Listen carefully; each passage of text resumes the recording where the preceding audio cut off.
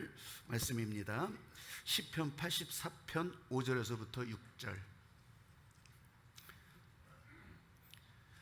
저는 이 말씀 묵상하면서 84편 다 이렇게 이제 읽어가면서 묵상하는데, 그 중에 눈물 골짜기가 딱 꽂히더라고요. 눈물 골짜기가 딱 꽂히면서, 제가 가끔 설교하면서도 표현하고, 또 제 사정을 아시는 분들은 그럴 수 있잖아요.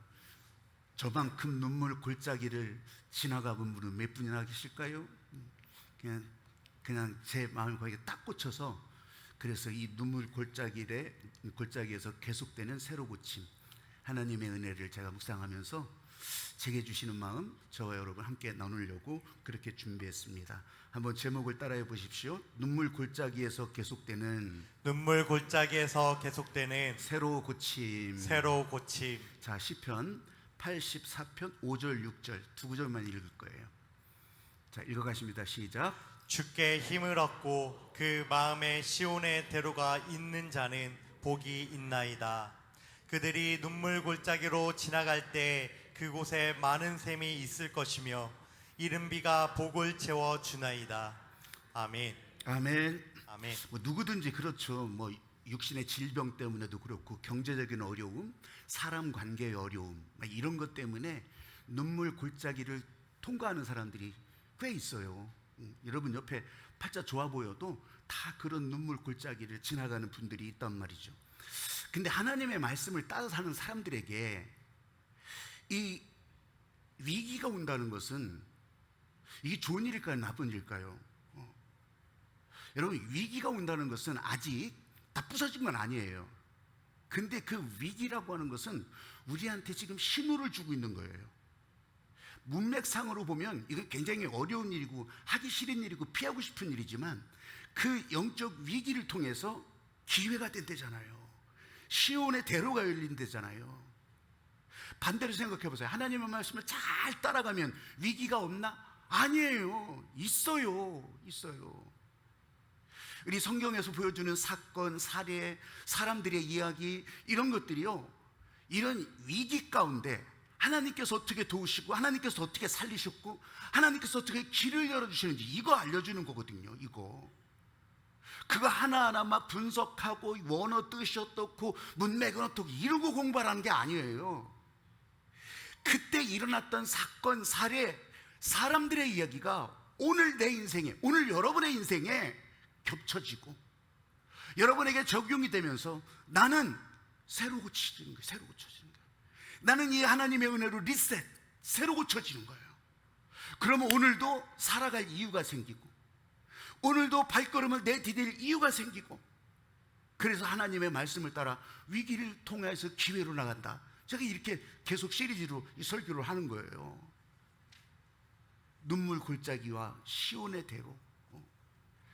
보여지는 것이 전부가 다 아닌데, 그는 우리는 겉으로만 보고서 그렇게 판단할 때가 많이 있잖아요. 저 사람은 이제 팔자 저렇게 좋아지니까 얼마나 좋겠어. 하지만요, 여러분, 우리가 보이는 거는 10%밖에 안 돼. 90%는 알 수도 없고 보이지도 않아. 제가 스페인 이제 여행을 이제 몇 번 이렇게 갔잖아요. 가면서 제가 그렇게 이 초점을 두고 본 것은 몇 가지가 있는데, 그 중에서 이 사람들은 이렇게 축구를 잘할까? 진짜 축구를 잘하다니. 이번 월드컵에서도 우승했고, 지난번에도 한번 우승했고.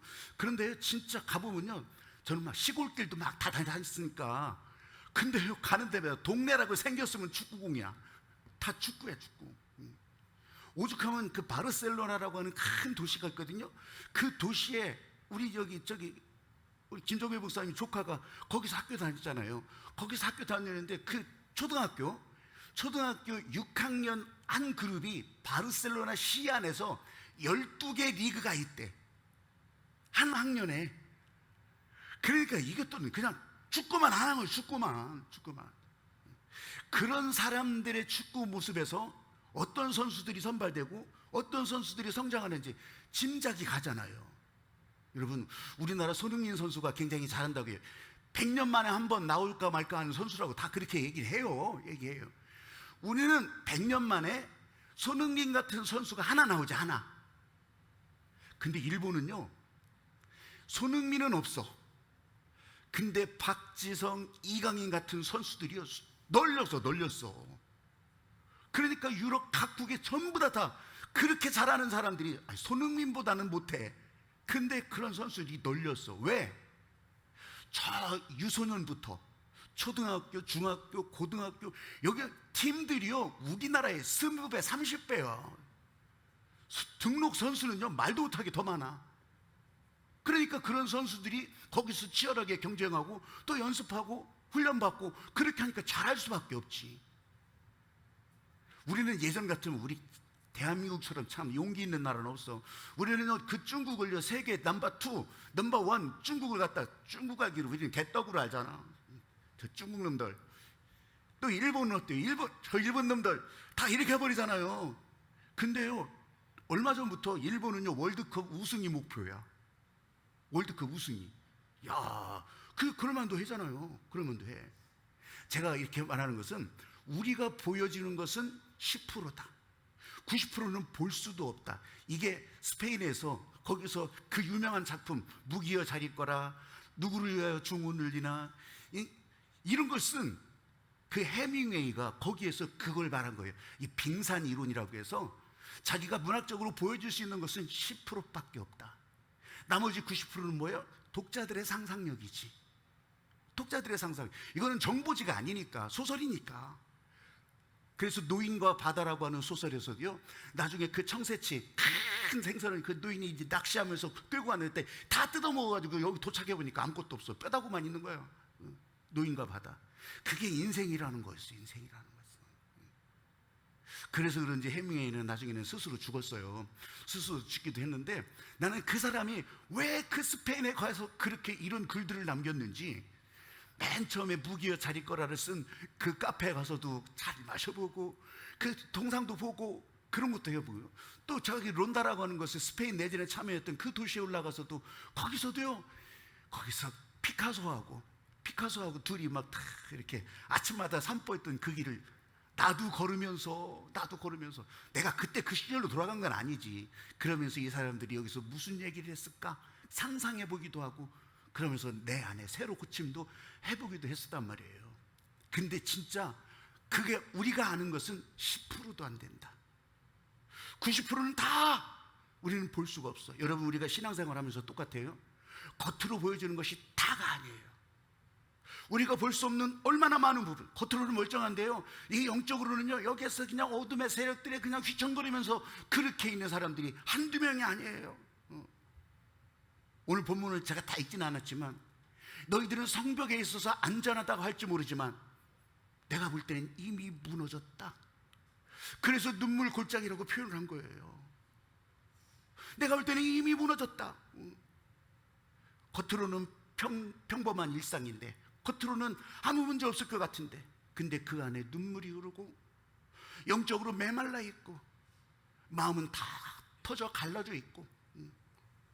여러분 겉으로 보이는 것이 다가 아니고 그 안에서 나머지 90%는 우리가 다 볼 수 없었다. 그런데요 이 말씀을 통해서 우리가 위로를 얻는 것은, 이 말씀을 통해서 하나님께서 주시는 마음으로 다시 일어날 수 있는 것은 뭐냐면 그 위기로 끝나는 게 아니더라고. 아멘. 위기로 내 모가지가 떨어지거나 아니면 내 머리가 부서지거나 이러는 게 아니고 위기는 시온의 대로가 열릴 준비라는 거예요. 아멘. 하나님께서 우리를 붙잡아 일으켜줄 신호라고 하는 거예요. 그러면 그럴 때 어떻게 해요? 그 위기 가운데 야 하나님께서 지금 나를 붙드신다.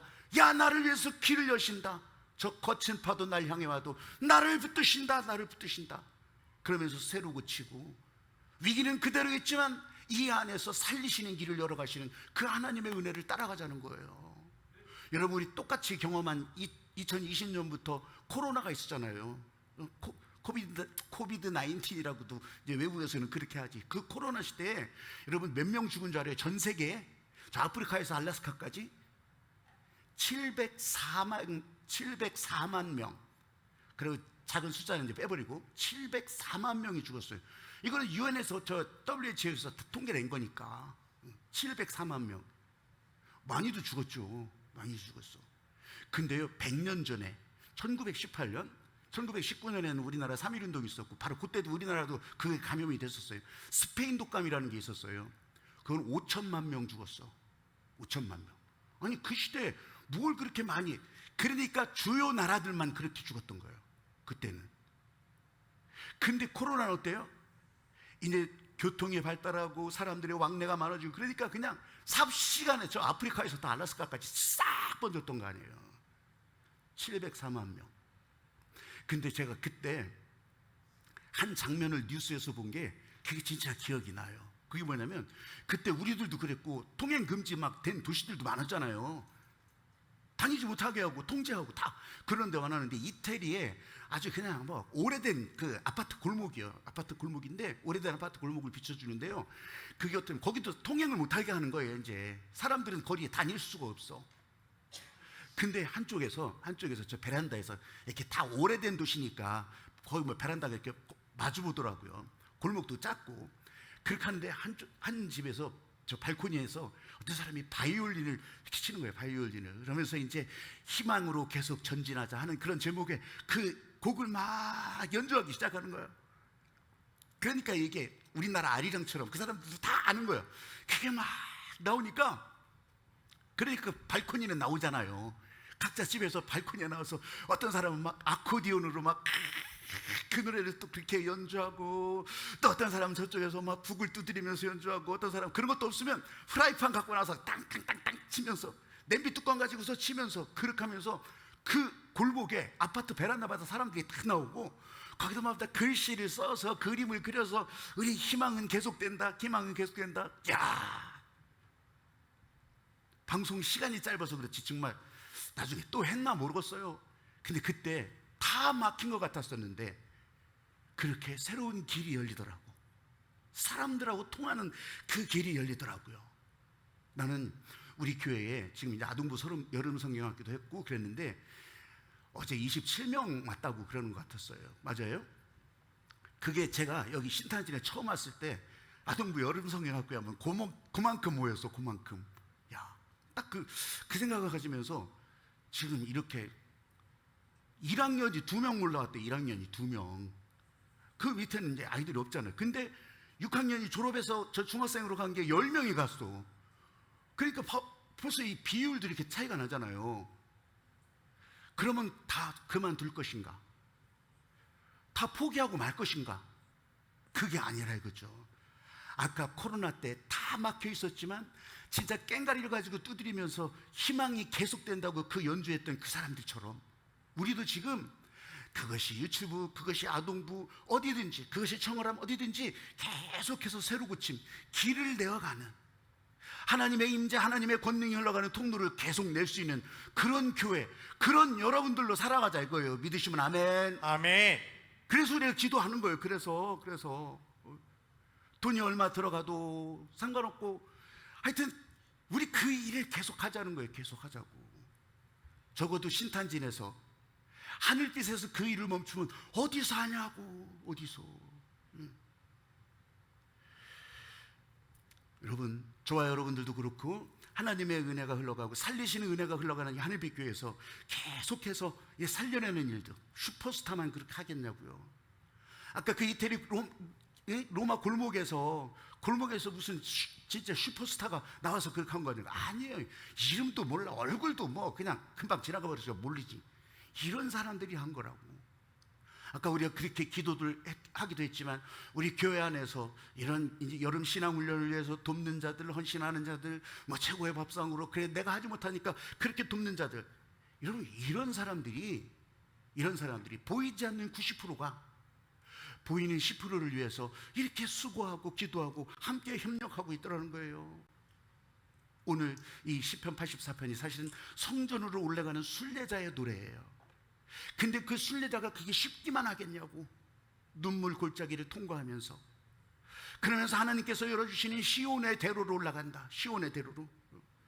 어떻게 하라는 거예요 그러면? 이거 읽으면서 여러분 다른 거 없어요. 지금 오늘 나를 살리시는 이 자리에 내가 나올 수 있다면, 내가 마음이 요만큼 움직였어요. 내가 움직여서 나올 수 있다면 여러분은 시온의 대로에 올라오고 있는 거예요. 아멘. 아멘. 내가 억지로 나왔어. 내키지 않는 마음이었어. 그럼에도 불구하고 이 자리로 나왔다면 이게 시온의 대로에 올라와 있는 거예요. 하나님의 은혜 가운데 들어가고 있는 거라고요. 아멘. 아니면 어떡할 거예요? 아니면 어떡할까? 하나님의 은혜 가운데 내가 잘 모르지만 찬양하면서도 하나님의 은혜 가운데 하나님의 권능이 흘러가는 가운데 내가 거기로 들어갑니다. 내가 그 안으로 들어갑니다. 아니면 어떡할 거예요, 여러분? 살리시는 은혜 여기서 나게 삽니다. 이걸 100번 1000번 해봐요. 여러분 발자국으로 움직여서 나가서 살지 않으면 소용없는 일이요.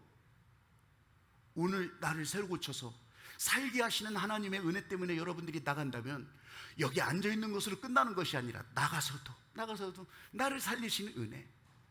여러분 지금 시대가 너무 좋아서 여러분 스마트폰만 키면 그러면 여기서 나오는 방송들이 있잖아요. 여기서 나오는 방송 찬양 이런 것들 들으면서 야, 이렇게 나를 살리신 은혜가 계속되는구나. 나는 우리 하늘빛 교회 성도들에게 이렇게 살리신 은혜 살아나는 교회로 열어주시는 그 길에 내가 오늘 순종하고 나가면 하나님은 여전히 나를 살리시고 내일도 나를 살리시고 할렐루야. 아멘. 따라해 보십시오. 살리시는 은혜가 흘러갑니다. 살리시는 은혜가 흘러갑니다. 맑은 샘물이 되어 흘러갑니다. 맑은 샘물이 되어 흘러갑니다. 사막에 샘이 넘쳐 흐르리라. 사막에 샘이 넘쳐 흐르리라. 여러분 혹시 인공 눈물 사용하시는 분 계신가요? 안구 건조증 이것 때문에 이거 나도 좀 경험을 해보니까 이게 되게 고통스럽죠. 막 아유 뭐 여기 뭐 들어간 것 같고 막 아프고 그렇기도 하고 그래요. 인공 눈물. 근데 제가 이제 가까이 지내는 목사님 가운데 이게 없으면 진짜 잠시라도 못 견디는 거예요. 운전을 하다가도 넣어야 되고 막 그래요. 그러시는 분이었는데 왜 그게 시작됐는지는 자기도 잘 모르겠대. 근데 한번 저기 이제 해외를 갔다가 중국에서 이제 같이 갔다가 오는데 공항 안에서 아이고 나 인공눈물로 떨어졌네, 큰일 났네.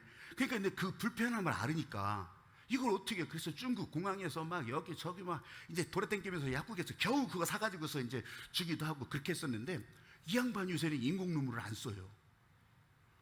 아니 요새 인공눈물 안 쓰시네. 그러니까 얘 안 쓰기로 했대. 왜냐하면 본인이 그것 때문에 병원을 계속 다녔는데 병원 의사가 권하더래. 인공눈물 계속 넣는 것이 결코 도움이 안 된다고. 견뎌보라고 그렇게 하더래요. 하다가 불편하면 이제 마스크 쓰고 그러면 왜 습기가 올라가고 그렇게 하면 이게 좀 풀어지고 이렇게 하거든요. 근데 그렇게 할지언정 견뎌보라고. 그러니까 그 얘기를 듣고 나니까 나도 조금씩 불편할 때가 있었거든요. 근데 나는 그런 거 안 넣었어요. 그냥 뭐 참고 이렇게 했어. 근데 요새는 안 그러는 것 같아. 하나도. 근데 그 목사님이 이제는 1년에 한두 차례밖에 안 넣는데 그것도 뭐 필요 없을 것 같대. 그냥 그렇게 지내요. 이게 뭘까요? 여러분 이 몸이 그렇게 반응을 한 거야. 이 눈 안에서 이제 눈물이 돌 수 있도록 인공눈물 두면 이것이 자꾸 안 도는데 안 돌아버릇하니까 더 안 돈대요. 근데 이거를 돌려버릇하니까 참고 좀 견디면서 돌려버릇하니까 나중에 이게 필요가 없어지더라는 거예요. 여러분 도대체 그분이 누구냐고 나가면서 묻지 말아요. 그 병원 어디냐고 묻지 마셔요. 내가 알려줄 수도 있어. 근데 지금 말한 그대로예요. 견뎌보라는 거예요. 견뎌보라는 거. 이사야서 43장 1절부터 3절에 보면 너는 내 것이라. 너는 내 것이라. 내가 너를 지명하여 불러나니 너는 내 것이라. 물이 너를 침몰하지 못할 것이고 불이 너를 삼키지도 못할 것이라. 아멘. 제가 수술 환자 신방 가면 수술실에 들어가기 전에 꼭 이걸 했었어요. 지금은 이제 별로 그거 할 경우가 별로 없더라고요. 요새는 이제 이걸로 이렇게 이제 마취 들어가고 할 때 꼭 했었거든요. 했었는데 진짜 그렇잖아요. 하나님이 함께 하시기 때문에. 근데 여러분 여기에 여러분이 진짜 살짝 그냥 넘어가는 것이 있어. 그냥 넘어가. 그게 뭐냐면 그 바로 다음 절에 뭐가 나오냐면 하나님께서 너희를 위하여서 나를 위하여서 애굽과 구스와 스바를 속량물로 다 내놨다. 그러니까 그들이 너희들의 생명을 대신했다 이렇게 얘기하는 거예요. 진짜로 다 대신했는지 가서 조사해 볼 필요는 없어. 그냥 그렇게 이 이사야 선지자가 말한 거니까. 근데 이것이 어떻게 돼요? 나중에 예수님이 십자가 보혈로 갈보리산 위에서 우리를 대신해서 속량물이 되었잖아요. 희생양이 되셨잖아요. 그래서 우리가 살아날 길을 얻게 된 거잖아요. 여러분, 그 십자가를 바라볼 때 그래서 내 안에는 은혜가 계속 새로 고쳐지고, 내 안에는 보혈의 능력이 새로 고쳐지고, 아멘. 하나님께서 나를 살리시는 은혜가 계속 새로 고쳐지고. 할렐루야. 아멘. C.S. 루이스라고 하는 기독교 작가가 있어요. 이 사람이 스크루테이프의 편지라고 하는 것이 있는데, 그 단편 소설이 있는데, 그 내용이 뭐냐면, 뭐 어렵진 않아요. 내가 단순하게 한 가지 얘기할게요. 그 중에서 이 선배, 아주 그냥 아주 권세 있는 악마가 이제 갓 시작하는 신참 악마에게 이제 가르쳐 주는 거예요. 저 사람들을 제일 정신 팔리게 만들어 놓고, 그러니까 저것들을 공격하는 게 제일 좋은 전략이 뭐냐면 하나님을 보지 못하게 하는 거래.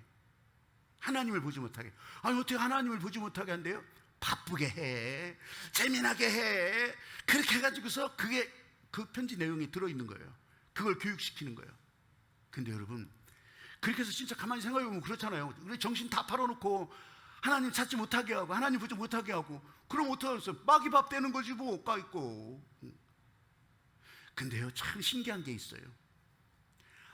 하나님께서 함께 하시면 비록 어둠이더라도 어둠 속에 빛이 들어오는 것처럼, 그러면서 어둠일지라도 밝아지는 거예요.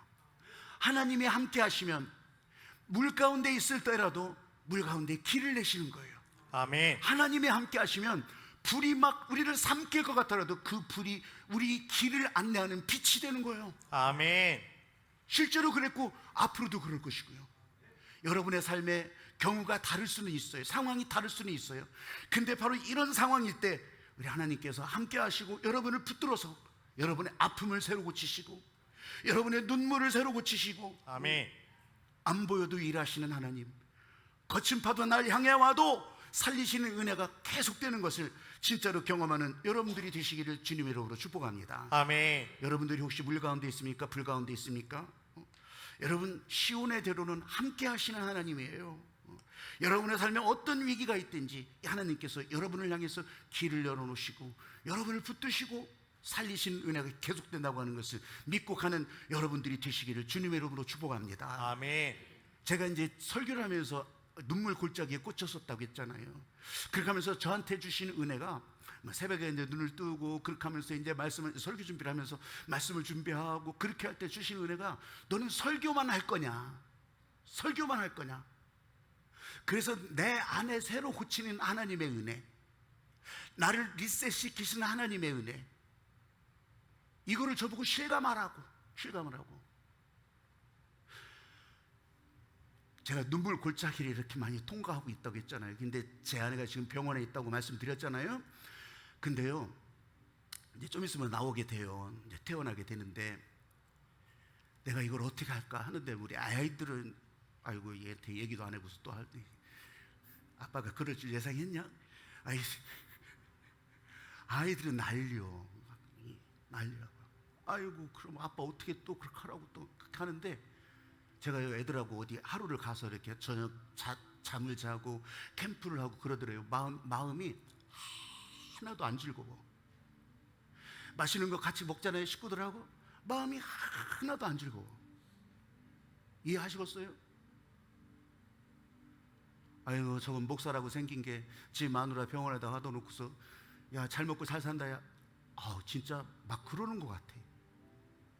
그것보다 제 안에 제가 아내를 사랑하고 또 아내를 붙들고서 가야 된다고 하는 그 마음으로 나를 새로 고치니까, 이번에 나오면 뭐 처음이지만 내가 안 해봤던 일들을 해가면서 내 아내와 우리 인생도 새로 고쳐가야겠구나. 그래서 내가 손 붙들고 병원도 같이 다니고, 그러면서 내가 손 붙들고 같이 산책도 하고, 내가 그래서 그래도 내가 뭐 만들어주지는 못할 것 같아.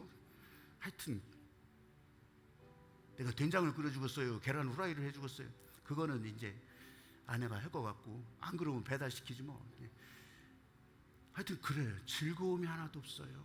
즐거움이. 그래서 안 되겠다. 나한테 새로 고쳐주신 하나님의 은혜구나. 그래서 저도 마음을 고치고 새로 고치고,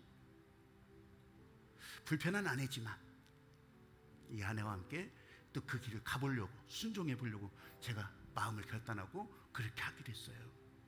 어떻게 잘했죠? 아멘 이렇게 크게 나올 줄 알았어요. 제가 그런 마음이에요. 여러분 안에도 하나님의 은혜가 새로 고쳐진다. 새로 고쳐진다. 오늘 이 찬양하면서 여러분 눈물 골짜기 통과할 때도 하나님의 은혜로 새로 고쳐주신다. 그렇게 같이 기도할 수 있는 마음 가지기를 바라요.